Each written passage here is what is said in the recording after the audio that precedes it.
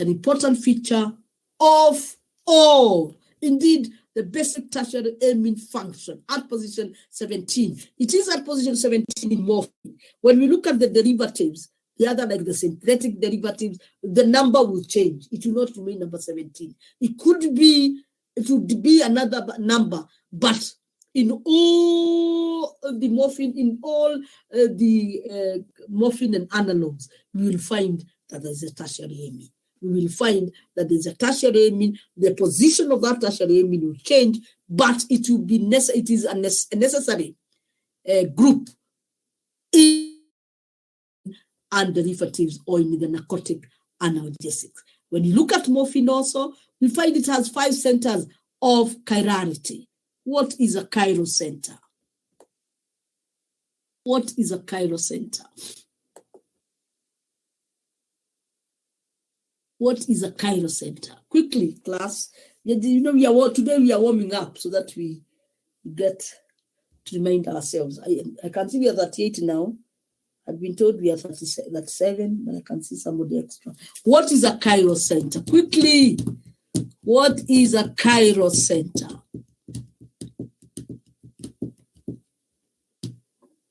What is a chiral center? Quickly, class, please. We are just warming up. Warming up. I thank God that I was your teacher. So we have done all these things. I am thankful to God. What is a chiral center? Quickly, class, quickly.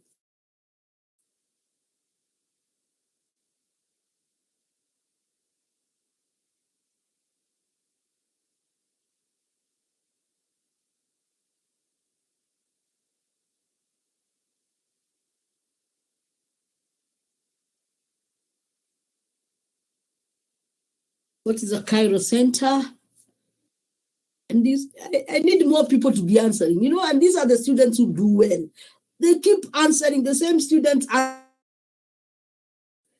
don't know why you hide. And these students who come out and answer every attempt, you find they are the students who never fail. So we are asking what's a chiral center?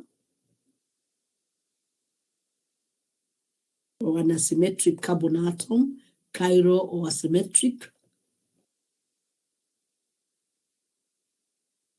An atom molecule bonded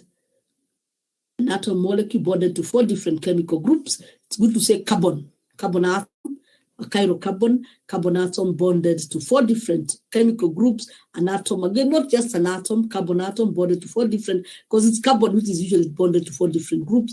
An atom, I don't know why we are all saying an atom. I think here mainly the chirality will be mainly with carbon. An atom that have 4 different substituents attached to it, but an atom bonded to 4 different.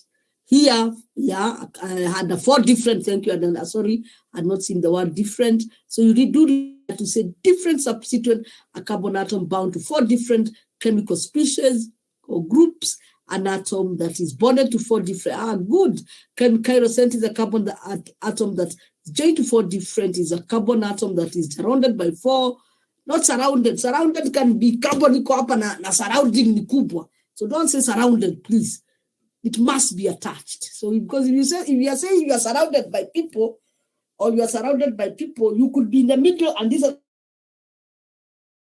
is joined to you. So it must be attached. It must make sure, you must use the correct word and must be attached. So I can see we are there, bonded to 4 different substituents. Very important that the substituents are different. All the substituents must be different because for us to call it, and thank you so much, I can see a stereo center at allowing for optical isomerism. This is not very clear. You use the simple words. This will be the effects of the chiral center.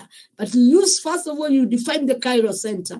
It is indeed a stereo center, but you need to define what is it. It is that carbon center attached to 4 different substituents. So make it as simple as possible. Carbon atom that is bonded to 4 different chemical species, allowing for optical isomerism. So that is, of course, the details. But when we could talk about a chiral center, we are saying it's an atom which is attached to 4 different substituents. And once it's attached to the 4 different substituents, it will now allow, it will have those other effects, or if we have those other attributes, whereby we'll be talking about optical isomerism and so on, as we have discussed. But good, keep trying. That is excellent. At least you are participating well, and also you are remembering the things that we have done. Computer, and somehow it's coming. So we're seeing 5 centers of chirality, and carbon 5, carbon 6, carbon 9, carbon 13, carbon 14, morphine exhibiting a high degree of stereo selectivity of analgesic activity. When we talk about stereo selectivity, it means it is a specific isomer. And you see, it's a laboratory isomer. It's the laboratory isomer that has activity. That's why we are saying only them is active. And we have mentioned stereochemistry, as we have looked at many drugs, and we have seen stereochemistry indeed does affect activity, because the stereochemistry also influences the shape, the size of the molecule. It will influence the shape, it will influence the size, and therefore the molecule that will have the best size, the best shape to fit into the receptor is a molecule that will have activity. And therefore, for morphine, it is a laboratory isomer that indeed has activity. Before we get there, I think I had that structure. I hope I did not look at anything.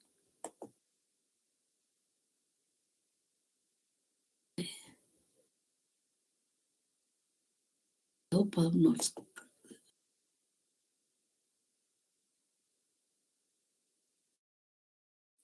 Wow. Yes, I will go back to it. So that I was looking for this structure. This is what we are saying. This is a morphine stereochemistry. Of course, when you go to its SAR, you come back to it. So we are saying it has chirality at position number 5, at position number 6, at position number 13, at position number 14, and at position number 15. And you can see all those positions have substituents. All those positions have 4 different substituents.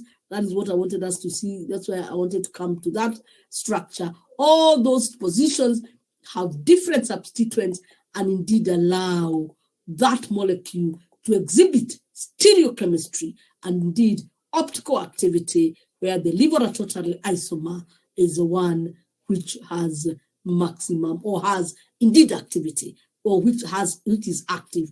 The others do. Is morphine structural requirements, and they must be obeyed for that molecule to have activity. And now, with that understanding, we can move back to our morphine rule. So now we can mention the morphine rule, and we are saying the following structural features are found in most opioid analgesic analogs and are collectively referred to as the morphine rule. Occasionally, there are some exceptions to this rule, and as we go along, kindly pick the exceptions. But we are saying this is what we call the morphine rule.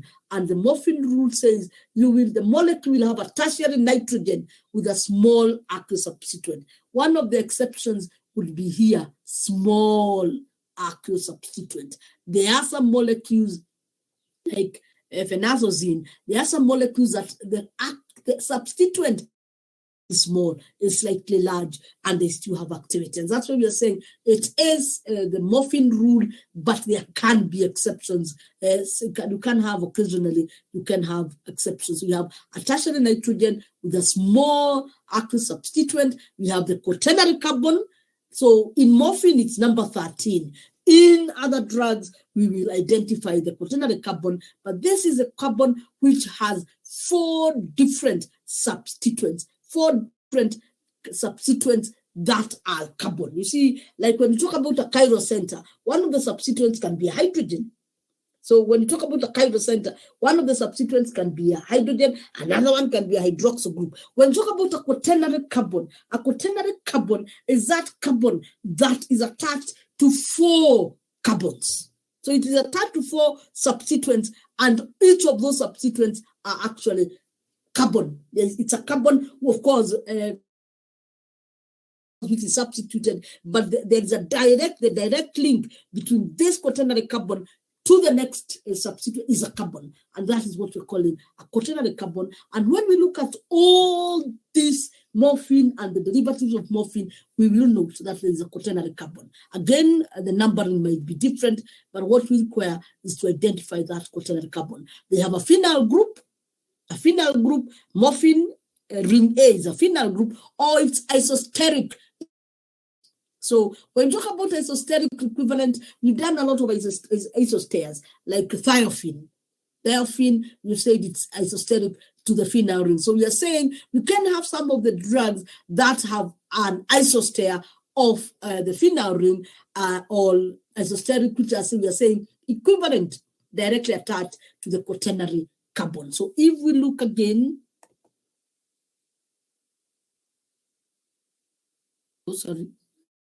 and a new one. If you look again, if you look at this quaternary carbon here, it's directly attached to the phenyl ring. So we are saying either this phenyl ring or it is isostere, and it must always be directly attached to the quaternary carbon.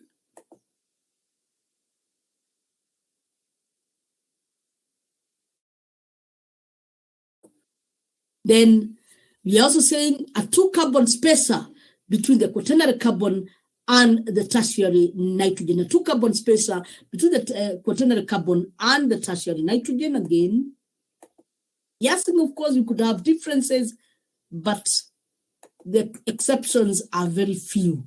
And indeed, I have requested you that in case any of those differences are there, you should be able to pick them out. So we have the quaternary carbon is this one here, and that is the tertiary nitrogen. 1, 2, 2-carbon spacer, 15 and 16. You can see 2-carbon spacer there, and we are saying this should be maintained in all the other derivatives or analogs of morphine. And we will continue looking at that. We will, for every molecule that we study, I want you to look at that molecule. That molecule obeys the Morphine rule. And every molecule we look at, whether it is because we're going to look at quite a number of groups, about 5 or so, kindly make sure you can be able to see whether that molecule obeys the Morphine rule. We have said there will be exceptions, but very, very, very few. So we have looked at that, and that's why I have said, let's go back to the understanding this, then it becomes easy for us to understand the Morphine rule. Chemistry. And when we look at the morphine again, we are looking at the chemistry of morphine. We have said something, we have said it has a phenolic hydroxyl group, which is usually acidic. And we have said that before, that when you have a phenolic hydroxyl group, remember the aromatic ring has delocalized pair of electrons. It has delocalized electrons. And the electrons, you find that the lone pair of electrons on the oxygen, you see, we are looking at the hydroxyl group. Let me go back so that you can understand what we're looking at. You see this hydroxyl group, this oxygen has 2 lone pairs of electrons. You can put 2 electrons on the lower side and 2 electrons. It has 2 pairs of electrons. And because of this localized system within the aromatic ring, these lone pairs of electrons have a tendency of coming in. So this comes in, and you can have this coming here, and this becomes a negative. So you find that the electrons, the lone pair of electrons in the oxygen will participate in the delocalization through resonance. And we have discussed that severally. So through resonance, these electrons can participate in the delocalization here. And that's point number 1. And once these electrons of oxygen participate within here in the delocalization position, this oxygen has a tendency of positive charge because it has lost some of its negativity. Once it has that slight positive charge, what does it become? It becomes a very strong electron withdrawer, becomes a very powerful electron withdrawer, and it will withdraw. You see, this is a covalent bond between the oxygen and the hydrogen. In here, we have a covalent bond where that dot is. There is a covalent bond. So that covalent bond, under normal circumstances, is supposed to can only be shared equally if the two atoms that are sharing that covalent bond have equal electronegativity. And electronegativity is the power to attract electrons. So if oxygen and hydrogen have the same electronegativity, they will share the two electrons. You have done covalent bonds, the sharing of electrons, one from each atom. If they have the same electronegativity or the same power to attract electrons, be equally shared. But now, the electrons of oxygen are participating in the delocalized system, and therefore the oxygen oxygen has higher electronegativity than hydrogen, and now it is having a slight partial, a very partial positive charge because of losing its electrons into the ring. So it will have a very strong pull of the lone pair of electrons. So not the lone, the covalent bond on the covalent bond electrons. Once it pulls those electrons of the covalent bond to itself, it means it is leaving the hydrogen naked. It's leaving the hydrogen naked, and therefore that bond can break very easily. And that is why we are saying that hydroxyl group on the phenolic hydroxyl group, because one of the participation of the lone pair of electrons in to the delocalized electrons, and of course also because you already know, has of course a higher electronegativity. Now, in addition, because it is losing its electrons in to the delocalized ring or to the benzene ring, this hydroxyl group has higher acidic nature than this one, which is just attached to this cyclohexane or into this cyclic ring. So that, because of the fact that these electrons are participating in the delocalized system, it makes that acidic. That's what we're saying. The phenolic hydroxyl group is acidic, and have indeed explained, of course, I've explained that. And of course, we have already explained that our tertiary nitrogen is a basic functional group. So we are therefore saying it has an acidic nature and it has a basic nature, but the basic nature is much stronger than the acidic nature, and therefore the morphine overall, its overall is that it is basic in nature, because although it has the acidic phenolic hydroxyl group and the basic nitrogen is predominant. The basic nature is predominant because the basic tertiary amine is much stronger. So the amine group is significantly more basic than the phenol group, is acidic. Morphine as well as a majority of narcotic analgesics are therefore compounds, both pharmaceutically. In other words, when you're doing their formulations, and also physiologically. When they get into the body, they will be protonated at physiological pH. That's why they're saying they're basic physiologically. When you formulate them pharmaceutically, you will formulate them as the acid salts, because the basic nature of the tertiary amine is much stronger than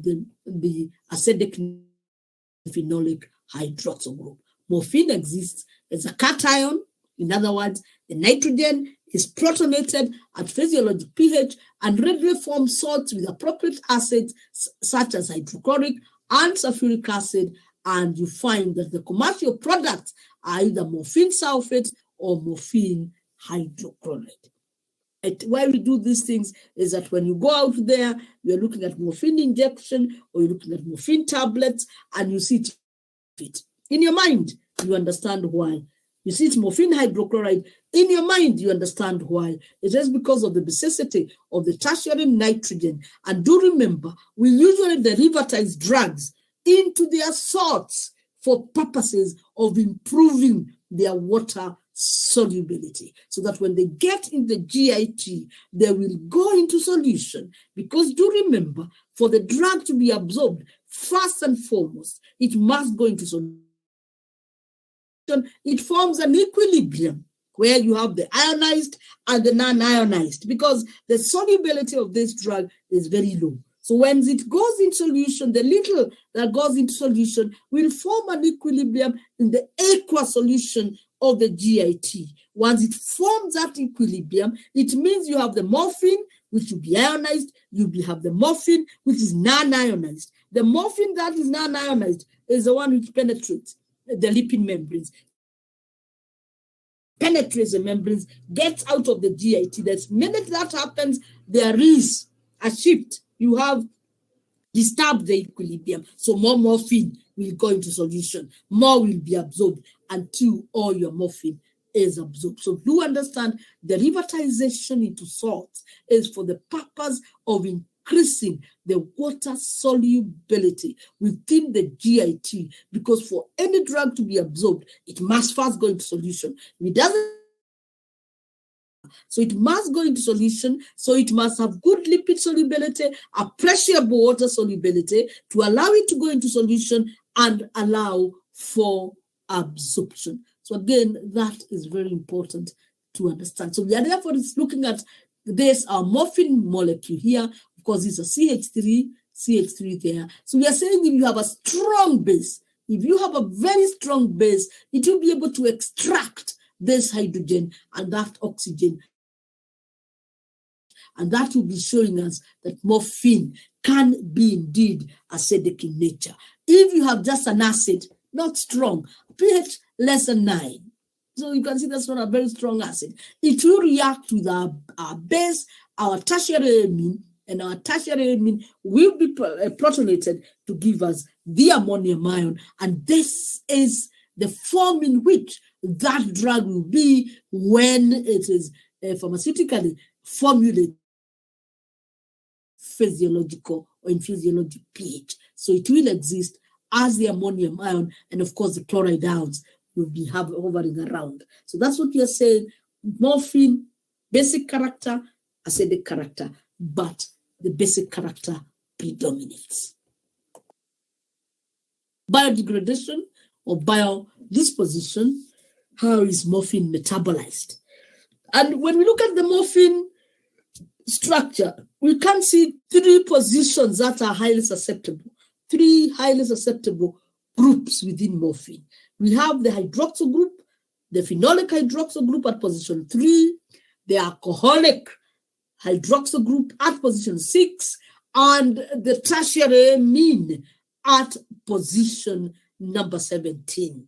Before we look at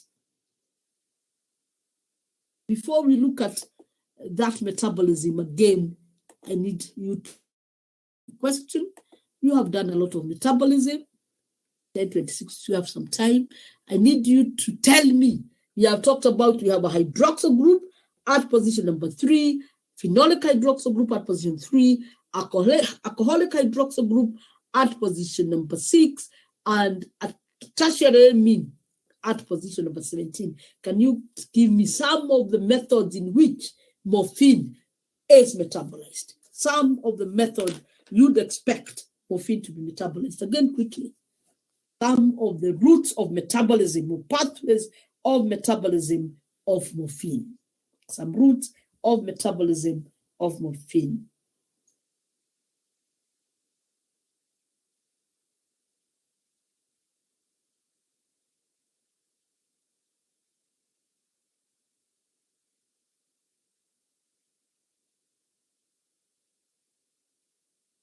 If you can say more than one, you can. And when you tell me glucuronidation, of which position should I? Please, which positions will undergo glucuronidation? Sylvia, it is good you have said glucuronidation. Can you be more specific, please? A bit more specific.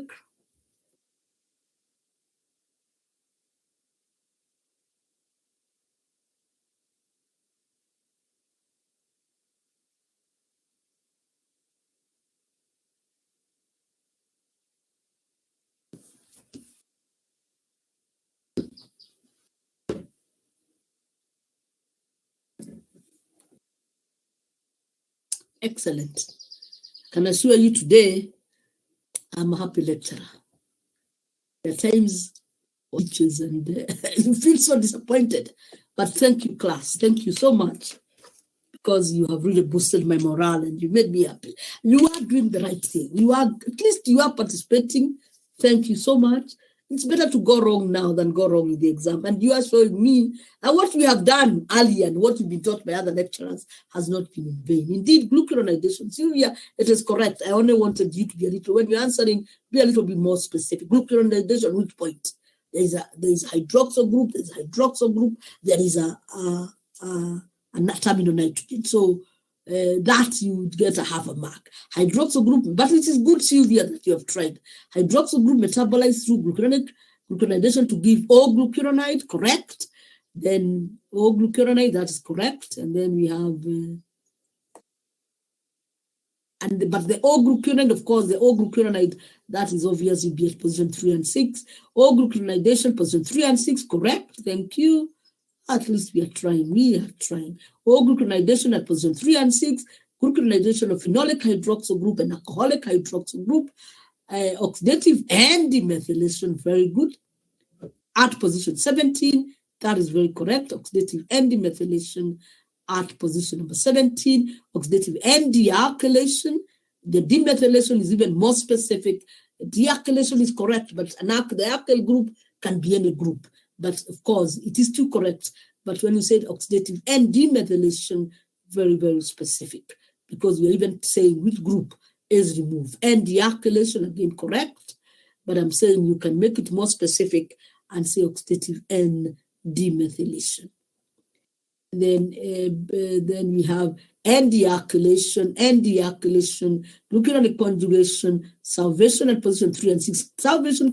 Sulfate conjugation can happen, but it's not as common as the glucuronic conjugation. Remember, when you are doing metabolism, I hope you are told that glucuronic conjugation is more popular than sulfate conjugation. The reasons being that the glucuronic acid, which is used in the glucuronic conjugation, is readily available because it's derivatized from glucose, readily available. Number 2 also, you find that the enzymes that are responsible for glucuronic conjugation are also well established. So you find that where it's possible to have glucuronic conjugation, it will supersede the sulfate conjugation because of one, the establishment of the enzymes, and they are a bit non-selective, and in other words, they will conjugate. The glucuronic conjugation can happen to very many substrates,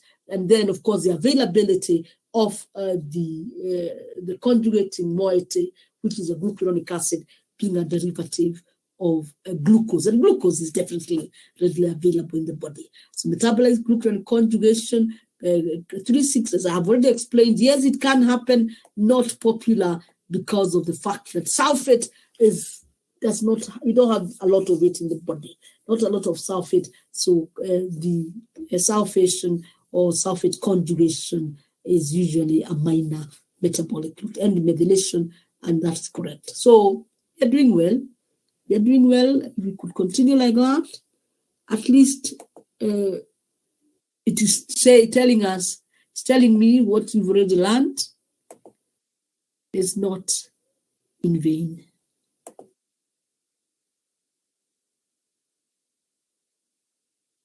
Even somebody who has managed to say even to be metabolized to know morphine by oxidative and dealkylation, so demethylation. So that is good.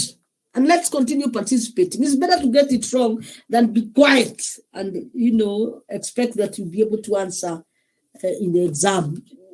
Learning requires interaction from both sides. It's supposed to be an interactive process between me, your lecturer, and you as my students. If I do it alone, it's like I'll be talking to myself, but I'm very, very happy because I'm seeing a lot of positive interaction. Please keep it up, keep it up. And those who are a bit afraid, please participate. You are in 5th year, you're almost graduating. So you've done well. So morphine, so the biodegradation disposition, And metabolism, we are saying it has limited oral bioavailability due to extensive fast metabolism. And fast metabolism is where a drug is metabolized even before it gets the site of action. And because of those two hydroxyl groups, when this morphine hits the liver, it would undergo 3 and 6 oxidative. It would undergo 3 and 6 glucuronic conjugation even before it gets into the site of action. And once you get glucuronic conjugation, you find that those drugs have high water solubility, those products metabolize high water solubility, and therefore removed from the body. So that's what we are saying. It will have limited oral bioavailability due to extensive fast metabolism, and that is why quite a number of people prefer, rather than take it orally, give it as a jab, and it gives you the effect almost immediately. It has some lipophilicity. If you look at the ring A, B, and C, they also have a high degree of lipophilicity. They are hydrocarbons, high degree of lipophilicity, but it has lesser lipophilicity than compounds like heroin. And this reduced lipophilicity is because of the 2 hydroxyl group at position 3 and position number 6. Therefore, because, of course, sometimes of the fast metabolism, we can't say it has a short half-life. Then the metabolism, it can undergo either the 3 and 6 or glucuronic conjugation, so 3 and 6, glucuronic conjugation. Again, glucuronic conjugation can be of different atoms, and that's why we are saying O standing for oxygen. So 3 and 6 oxygen, glucuronic conjugation to give the glucuronides. It can also undergo oxidative N demethylation, oxidative N demethylation, or dealkylation, oxidative N demethylation or dealkylation, of course, and that means you remove the methyl group to give the no derivative. It can also undergo methylation. That hydroxyl group at position number 3 can undergo methylation, and indeed, if it undergoes methylation, it will give us the compound we call codeine.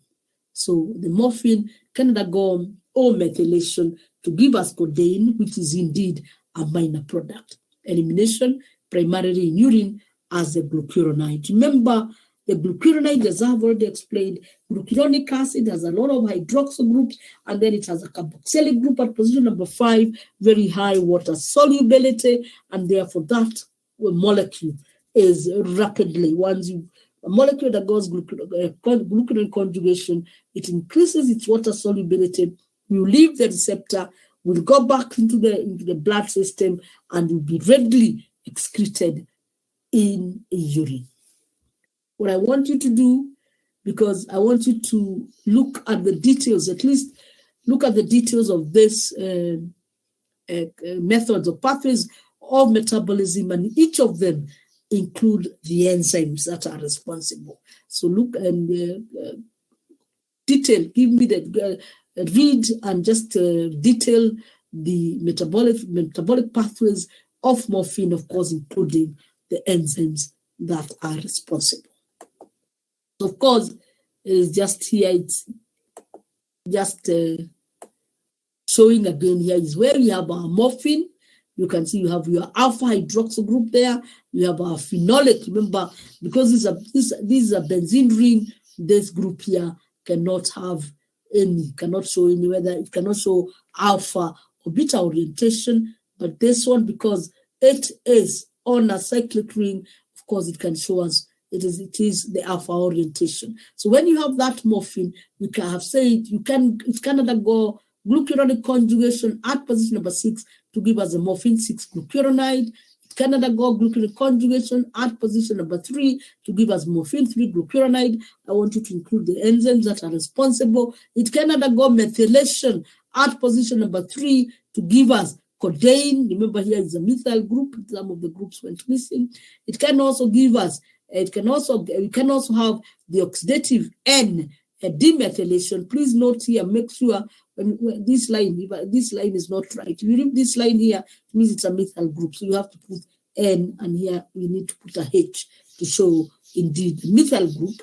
Because when you do it this way, this is what we call line notation type of nomenclature. So we need to put N and a hydrogen there to show it's no morphine. So that those are the main. There could be other routes of metabolism, but remember, we cannot be completely exhaustive, but we note the major routes of metabolism. So kindly make sure that you also show the enzymes that are responsible for that metabolism.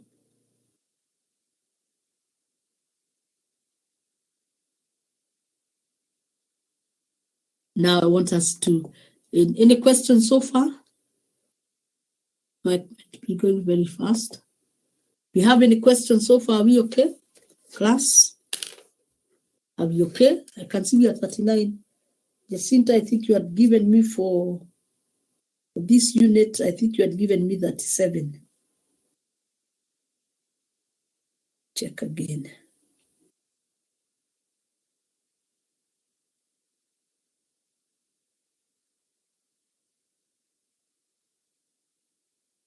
Check the class. Yes, Jacinta, not Jacinta, sorry. Frida, you had given me that 7. I can see I have 39 logged in.